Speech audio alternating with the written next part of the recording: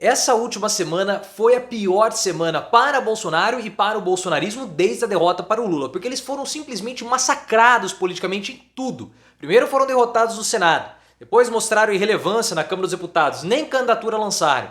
Aí veio a história do Marcos Doval, prisão do Daniel Silveira e nem o visto o Bolsonaro conseguiu. Foi péssimo para ele. E o Valdemar Costa Neto já começa a dar Bolsonaro como carta fora do baralho para 2026. E não é nem porque os direitos políticos do Bolsonaro serão cassados, mas sim porque ele tem tanta rejeição que ele não consegue viabilizar uma candidatura. Na sua opinião, você concorda comigo que essa foi a pior semana da vida do bolsonarismo desde a derrota para o Lula? E qual foi a principal derrota na sua opinião? Você acha que o Bolsonaro já era para 2026? Deixa o like se você concorda comigo que essa foi a pior semana do bolsonarismo. E claro, se inscreva no canal. E eu não tô brincando, pessoal, se você for pegar todos os acontecimentos dessa semana, o Bolsonaro e os bolsonaristas eles foram massacrados politicamente. Porque tudo que eles tentaram, eles foram derrotados. Foi o maior massacre para o bolsonarismo desde a derrota para o Lula no segundo turno de 2022. Como vocês viram, todos esses fatos foram provocando desgastes e derrotas para o Bolsonaro, tanto no legislativo quanto no judiciário. A começar pela derrota para o Rodrigo Pacheco.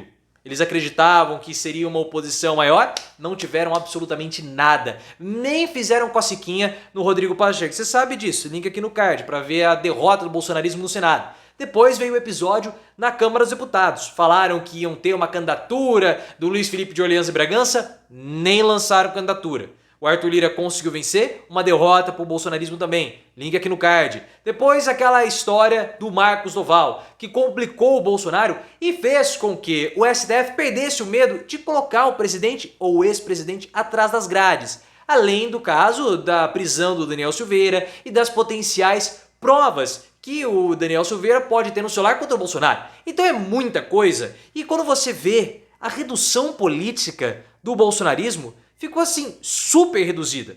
Bolsonaro, pessoal, ele teve 58 milhões de votos contra o Lula. Foi uma vitória do Lula muito apertada. Então era esperado que o Bolsonaro ele fosse sair grande do segundo turno e fosse entrar agora em 2023 forte, robusto, coordenando a oposição, atuando politicamente, mas nada disso. Impressiona essa rápida deterioração que aconteceu com o Bolsonaro.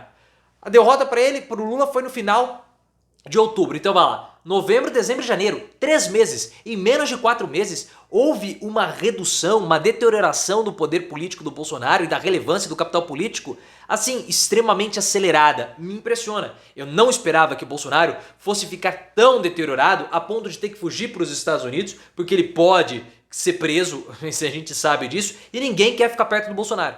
Se você for observar, até o final do segundo turno, as pessoas queriam lá tirar foto com o Bolsonaro, hoje ninguém quer. Cadê o famoso que está prestigiando o Bolsonaro?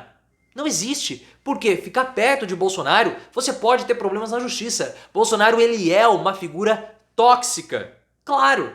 Porque se você não for um familiar do Bolsonaro, nem adianta estar junto dele. E é por esse motivo que o Valdemar Costa Neto acredita que o Bolsonaro já está completamente liquidado para 2026. Essa informação foi trazida pelo site O Bastidor. É uma fonte que a gente sempre vem aqui e fala que faz um parênteses, né? Olha, não é um Globo, não é uma Folha, não é uma Veja. Então a gente sempre tem que ver com ressalvas. Mas quando eu concordo com as análises deles, eu trago aqui para vocês. Eles falaram que o Valdemar Costa Neto não tem mais fé no Bolsonaro e já coloca o Bolsonaro como um acabado. Não porque o Bolsonaro vai ficar inelegível, esse nem é um problema do Bolsonaro para 2026.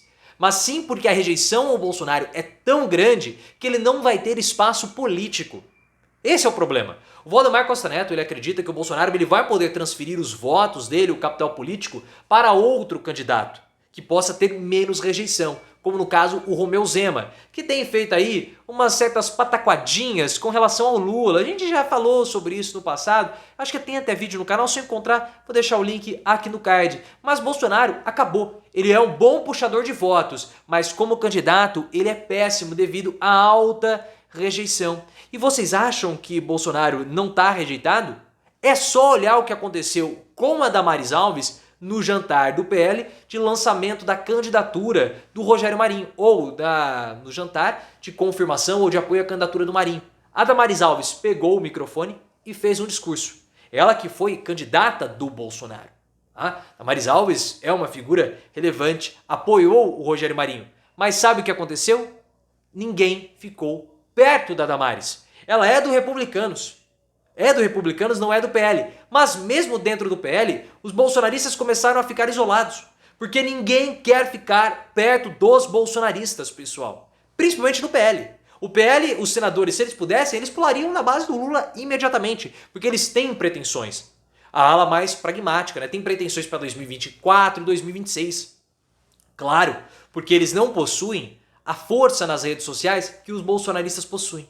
Então, para eles sobreviverem politicamente, eles precisam de cargos, eles precisam de verbas, eles precisam de emendas. Estar junto com os bolsonaristas não cola, não vale a pena. Ah, mas o Rogério Marinho teve 32 votos. Isso mostra que o bolsonarismo está muito grande. Mais ou menos, porque o Alessandro Vieira, que era do Cidadania, depois foi para o PSDB, foi um senador muito atuante na CPI da pandemia. Ele votou contra o Rodrigo Pacheco, aparentemente, votou a favor do Rogério Marinho, do candidato bolsonarista. Mas ele falou que a base bolsonarista tem 10, 12 parlamentares, 12 senadores no máximo. E eles vão ficar isolados. Eles não vão ter força alguma. Com o Bolsonaro também não tem, porque até o visto dele foi negado. Mas todos esses motivos corroboram para a tese ou para a argumentação que essa foi a pior semana do Bolsonaro até agora? Você acha que vai ter uma semana pior do que essa? Coloca aqui nos comentários a sua percepção. E até o visto que o Bolsonaro precisa e solicitou, né, o visto de turista para permanecer mais nos Estados Unidos, foi negado. Até o momento da gravação desse vídeo, o governo americano não concedeu o visto de turista para o Bolsonaro. E ele virou sim um problema diplomático, porque você sabe muito bem que parlamentares, e aí eu falo parlamentares no geral, deputados e também senadores do Partido Democrata nos Estados Unidos, entraram com pedidos para o Joe Biden extraditar o Bolsonaro. Que eles não querem Bolsonaro, que é visto como culpado dos atos antidemocráticos em Brasília, permanecer nos Estados Unidos. Então há essa pressão para que o Bolsonaro seja extraditado, seja expulso, que volte para o terceiro mundo, que é o lugar dele, na percepção dos americanos. Então até nisso o Bolsonaro foi derrotado. E toda essa semana ajuda e ajudou demais o Lula. Porque o Bolsonaro, com tudo o que aconteceu, ele acaba dominando o noticiário. Ele consegue, mesmo depois de ter deixado a presidência, ele sempre consegue pautar a imprensa. E para o Lula, não acho que seja tão ruim assim. Claro que políticos têm que se manter em evidência. Mas o Bolsonaro, com tantas notícias a favor dele, ou sobre ele, melhor dizendo, porque não são notícias a favor dele, notícias sobre ele solapa qualquer tipo de noticiário contra o Lula. Qualquer crítica da imprensa acaba ficando em segundo ou terceiro plano porque o interesse da população é justamente pelas notícias sobre o Bolsonaro, que são mais midiáticas, que chamam mais atenção, que dão mais clique, que dão mais audiência. Então o Lula, nesse início de mandato, nesse início de governo, consegue até ser beneficiado pelas atrapalhadas e pelos delitos cometidos por Bolsonaro. Ele não dá espaço daí para a imprensa poder pautar sobre o Lula. Bolsonaro, no fim das contas, acaba até ajudando o Lula, hein?